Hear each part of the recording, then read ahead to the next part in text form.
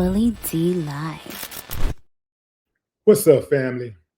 A Kentucky man is behind bars after he was accused of brandishing a firearm outside of a northern Kentucky elementary school.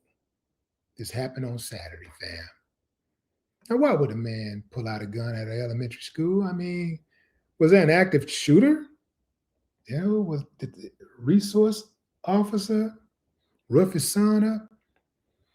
Did a neighboring gang come through, a bunch of 10-year-olds and jumping? None of that, fam. He pulled out a gun on the coach because the coach didn't give his son enough playing time. I want you to check this video out. I muted the sound because there was music playing, and music playing equals copyright strikes. Check it out.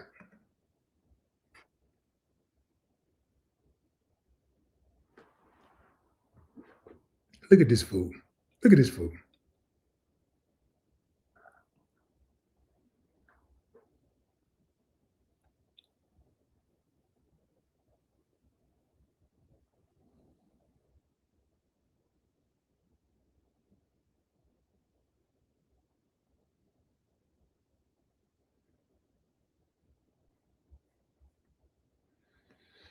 Yeah, fam. So who is this uncivilized mutt? 28-year-old Stephen Hamlin.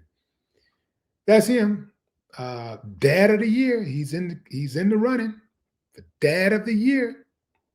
Now, this incident took place after the basketball game in which Stephen's son was playing in. Obviously, Stephen's son is either not that good or maybe he was on some type of probation. Now, I know coaches. I know a lot of coaches. And all the coaches I know like to win. If they have somebody on the team who they think can help them win, they will usually play that player unless that player is on some type of suspension, or if that player is on their bad side. Sometimes, you have low down dirty coaches that are, do kids wrong. So I get that. But in most cases, if your child is riding the pine, that is because it is at least 5 other players who are better than him. At least that's what the coaches think. That's how that go. So Stephen, he just decided, I'm going to skip the whole parent-teacher conference thing, and I'm going to go straight to arms negotiations. I'm going to go straight to arms negotiations. Like, just go in. Like, hey, look, we want some more playing time, buddy. Give me some playing time on Face the Music. Come on, man. You can't do that. This is why so many youth programs are losing good coaches. It's these damn parents. They're horrible. It is time for parents to actually regulate parents. Just like the youngsters need to regulate youngsters, it's only so much that older people can do. But your peers, the people that are around you the most, and the reason why I say that is because they usually have the most influence on you. Whoever you're around the most usually have the most influence on you, good or bad. So when kids get out of line or about to do something, usually the person that's in the closest proximity is another kid. And that other kid could like pull that coattail and say, hey man, don't do that. That ain't cool. We ain't doing that. And when that happens, a kid can stay on the right track. That's why they say, choose your friends carefully. Choose them carefully. Because picking the wrong friend could put you in a really, really bad situation. I mean, a really bad situation. So when it comes to these parents and the behavior parents have at these games, oftentimes it's like a mob mentality. If they see one parent jumping up and down, going crazy, it could start a domino effect, and other parents start thinking like, okay, that's the type of environment we're in. We're in a hostile environment. We're in an environment that's uncivilized. People just cuss the coaches out, cuss out the referees. They cuss their children out while they playing game. These parents are out of control. Parents need to really regulate parents, but also the programs, the people who lead these programs, who head these programs, they need to regulate parents too. They need to have a code of conduct that parents must abide by at all times. And one of those pieces of that code of conduct is no verbally checking the coach. During a game, after game, on school campus, none of that. If you want to address the coach, you can call a meeting. Or you address the coach like a civilized human being. You put him to the side and you have a conversation. You don't pull out a gun because your child did not get enough playing time. You want your child to get more playing time, make him work on his damn jump shot. Yeah.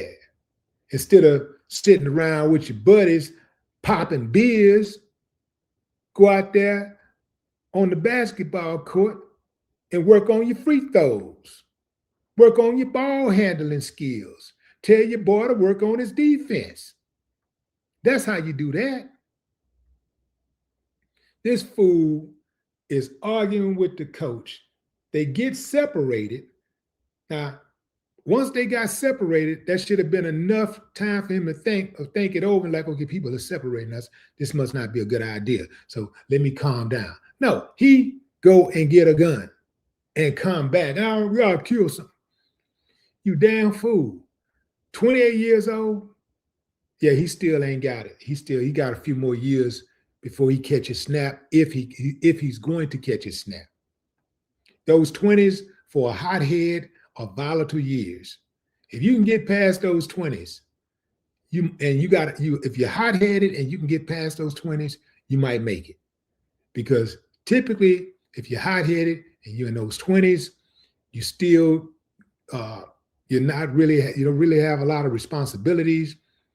You're typically not married and got a house and a career and all of that type of stuff. A lot of times you're still just working jobs and things of that nature.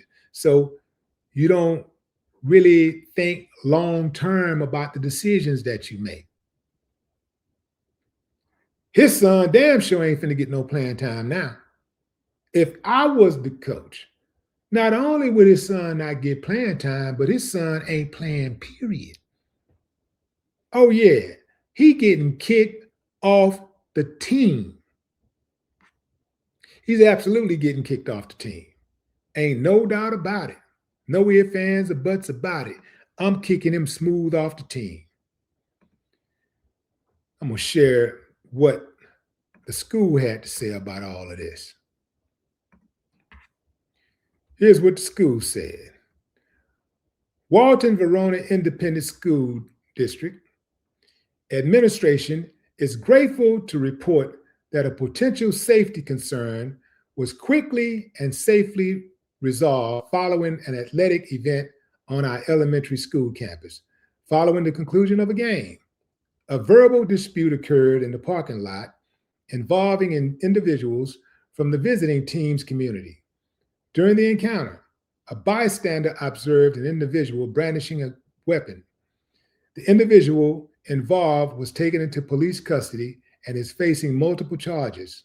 While this was an isolated incident involving out-of-district parties, WVISD takes any threat to our campus environment seriously. We are thankful for the rapid response and professionalism of the Boone County Sheriff's deputies who assisted us this afternoon, said Superintendent Dr. Matt Baker. Our focus remains on maintaining a secure and welcoming environment for our families and guests. The district will continue to work closely with local law enforcement to ensure our safety protocols remain robust. As a standard precaution, our community may notice an increased staff and security presence at upcoming events to ensure the continued comfort and safety of our attendees. Okay, fam. So now the school got to spend more money. These schools don't make no real money off these youth games. We're talking $100 sometimes, $50 if they're lucky, depending on how many people show up, what the turnout looks like, right? They already don't make a lot of money as it is. So you'll have people that's sitting back, you know what, man, it ain't even worth it, man. Let's just shut this down. They shut a whole program down because of one uncivilized mutt. You get one incident like that, and then you get two, and then you get three, and it just wears people down. People stop going to the events. You wonder why people are not supporting the events, because they don't want to be around these uncivilized mutts. That's why. That's why you'll go to a damn game. You go to a football game, and the only somebody that's in the damn stands is the band. And the band ain't even large at most of these games. You got a 10-piece band. You got a 10-piece band, look like a band at a nightclub. Because all of these uncivilized mutts don't know how to behave. They don't know how to operate amongst the civilized. So people stay home. People pull their kids out of the band. They pull their kids out of football program, the basketball program, the baseball program, because people don't want to have to be worried about their kids' safety. They're worried about the safety of their children already. But now, because they go to this school and they got drama all the damn time, ain't no telling what kind of information going to come back involving their child. Bad news might beat them home. So you got parents that decide, you know what, we're just going to fall back and we're going to do something different. But what say you, fam? Drop a comment. I'd love to hear your thoughts. No more talk.